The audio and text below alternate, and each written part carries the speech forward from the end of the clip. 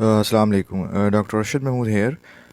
In this video, I'm going to give you a brief review of the chest radiography, how we are going to approach it, and how we are which things that are important to see in radiography of chest. I will not go into individual cases that you are well aware, and I have uploaded them in my Spark diagnosis files, so you can see those. But I will in this video I will discuss that how we are going to approach radiography of chest and what are the important things that we have to see in a stepwise ways. So let's start. So first is the whenever you see a radiograph, you have to see the labeling on that.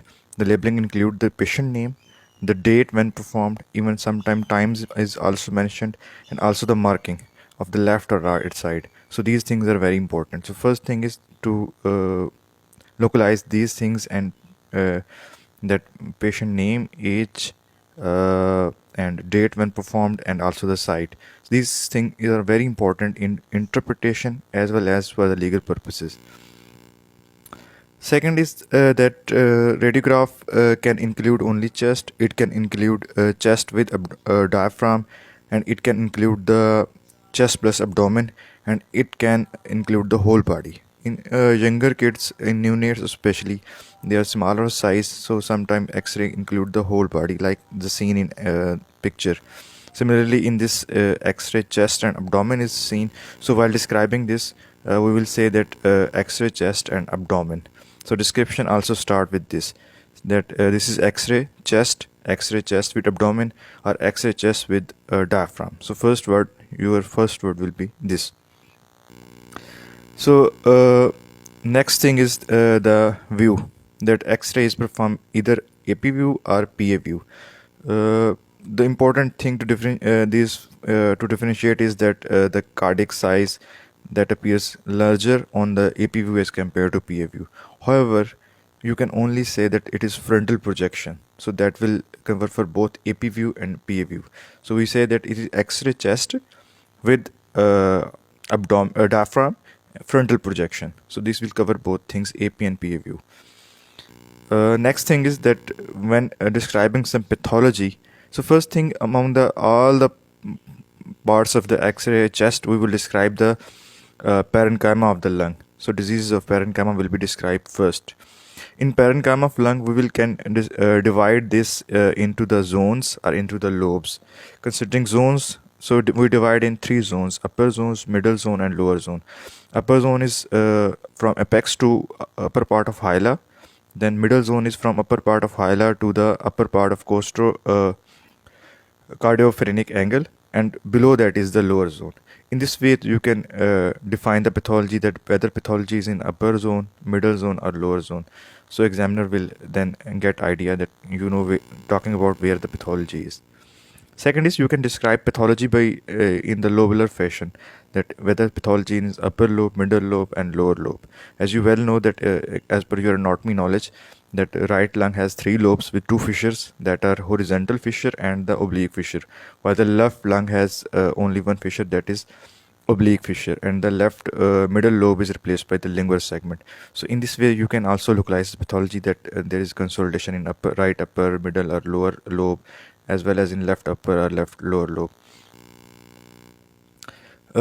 Now on X-ray, if something is in the lung field area, in the lung parenchymal field area, if something is white, that is called as radio opaque. If something is black, that is radiolucent. So normal X-ray is radiolucent. So the radio opaque things can be are also called as radio opaque things can be of uniform density or heterogeneous density. Effusion or consolidation of uniform density. They are uniform density opacified areas. However, in case of bronchopneumonia, in case of MATS, in case of fungal pneumonia, they are patchy, non-homogeneous opacities. As you can say, this is the consolidation involving the left lower lobe. It is uniform. Here you can say that multiple non-uniform or non-homogeneous opacities are seen in both lung fields. This can be case of fungal pneumonia, as well as the MATS can be present like this. This is in case of pleural effusion, and this is very uniform opacity involving the left uh, lower and middle zone. Now, the as I've already told you that the black area in X-ray chest is described as radiolucent area.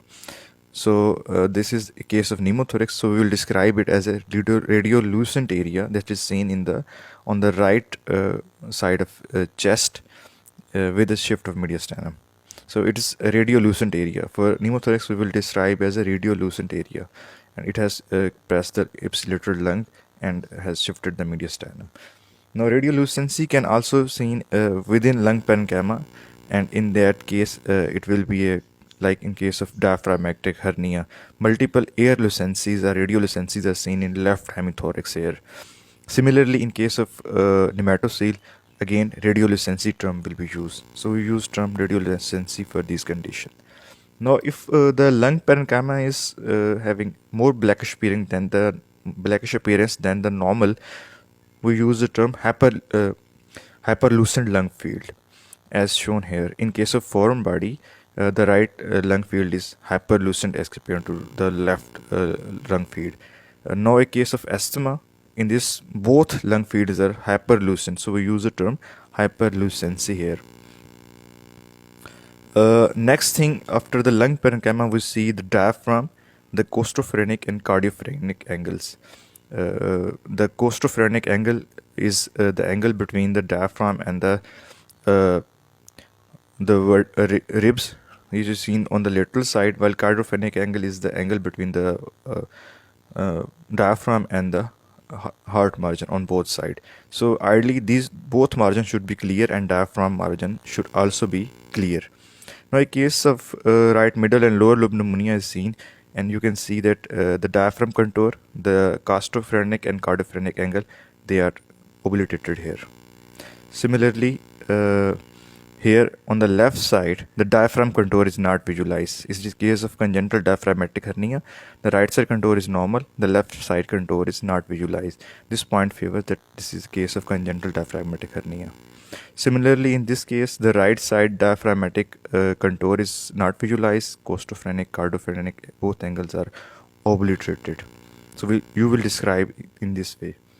This is a case of effusion, pleural effusion on the right side. So right costophrenic angle is obliterated. So we will describe this in this manner. Now, while you are looking for diaphragm contour, you have to look for the air under diaphragm. As visualized in this X-ray, the air under diaphragm is seen on the right side. So you will, at this step, you will look for the air under diaphragm. On the left side, it is normal of gastric bubble. So next thing is you will look for the heart. So in heart, we see the cardiac silhouette. Cardiac silhouette is basically the marking or boundaries of the heart. Normally, they are good visualized, but these can be absent or not good visualized, like in case of right middle lobe pneumonia as shown here. The right heart boundary is not visualized. Again, in heart, you can also look for the size of heart, whether heart size is normal or increased. If increased, then it is cardiomegaly and it has multiple causes of it. It is calculated by doing the CT ratio, and you are well aware how to calculate it. It is more than 60% in infant, and an older child, it will be more than 50%. Then we say that it is enlarged. Then we will see for mediastinum and the trachea. It is a normal appearance trachea, which is central in position and normally appearing mediastinum. Now we will see the X-rays how happen to the trachea and mediastinum in different pathologies. So this is a condition in which a case of right-sided pneumothorax, and the trachea is shifted to the left side. So there is a shifting of trachea to the left side, and also there is a mediastinum shifting to the left side. As you can see that heart is shifted towards the left side. This is again an X-ray with a collapse of the left lung with tracheal shifting towards the left side. So you will say that trachea shifted to the left side. Now you will comment on the mediastinum next, that whether the mediastinum is normal or enlarged. This is X-ray of infant age group showing the large mediastinum, but this is of a thymus, that is normal. Now this is a X-ray of pediatric age group showing enlarged mediastinum, and that is pathological. That can be a mass lesion, can be a lymphoma, tuberculosis, or fungal. Next, you will look for the uh, hilar. Any hilar pathology will be noted here. So this is X-ray showing bilateral hilar opacification. So this is most like case of TB with tubercular adenopathy is shown here. So you will look for hilar pathology. After looking for the lung parenchyma, diaphragm, costophrenic cardiophrenic angle, cardiac silo, cardiac size, trachea, and mediastinum, you will look for other things that are present on X-ray chest. That include bones, that includes subcutaneous tissue, that includes the lines, all the lines. So this X-ray chest is showing fractures of the rib that are evident. Similarly, this is X-ray chest showing osteopetrosis, that is bone and bone appearance. Another X-ray showing rickets with ricketic rosary. So X-ray chest is not only for the lung, it can also show you many other things like rib notching for the coarctation of aorta can also be seen in these cases. Now again, this X-ray is showing subcutaneous tissue finding in the form of subcutaneous lymphoma that is markedly noted here. So you have to also comment on that. Now this X-ray is showing ECG electrodes as well as ETT place. So you have to comment on that and this again X-ray is showing NG tube in place, also having multiple ECG electrodes. Now this is X-ray is also showing NG tube coiled up in the pharynx, upper part of esophagus. So this is case of tracheoesophageal fistula with esophageal atresia. So in this way, you can through the just performing X-ray, you can diagnose multiple conditions. So X-ray is not only limited to the lung parenchyma. So this is as a brief review that how you are going to look up an X-ray chest. First you have to, I will summarize this. First you have to check the labels, the patient name, age, date, time, and the marking left and right side. Second, you will describe that this radiograph chest or chest with abdomen or chest with diaphragm or of whole body. Third, you will say that it is frontal projection that include both AP and PA view. Fourth, you will localize the pathology in the lung parenchyma. That can be hyperlucent or hyperlucent, that can be radio opaque or radiolucent. Then you will describe the diaphragm contour, costophrenic and cardiophrenic angle. Then will you describe the cardiac silo, cardiac size. Then you will describe about the position of trachea, whether it is central or shifted, that can be pulled or pushed. Then you will describe the mediastinum, whether it is shifted or not, whether it is widened or normal.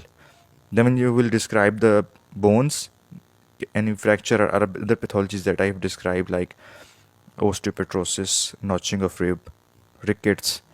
Then you will describe the subcutaneous tissue that is shown in the X-ray for the subcutaneous emphysema. And at the last, you will see all the lines that are placed, like ETT, like NG tube, like ECG electrode. So you have to mention those. So this is some short review to approach X-ray chest. Thank you.